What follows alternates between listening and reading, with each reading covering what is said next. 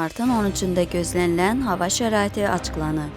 Milli Hidrometeorologiya Xidmətindən Qafqaz İnfoya verilən məlumata əsasən, sabah Bakıda və Abşeron yarımadasında hava şəraitinin dəyişkən buludlu olacağı, arabir tutulacağı, əsasən yağmursuz keçəcəyi gözlənilir.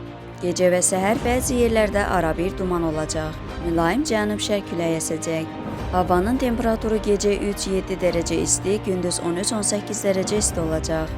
Atmosfer təzyiqi normadan yüksək 765 mm civə sütunu təşkil edəcək. Nisbi rütubət gecə 70-80%, gündüz 60-65% olacaq.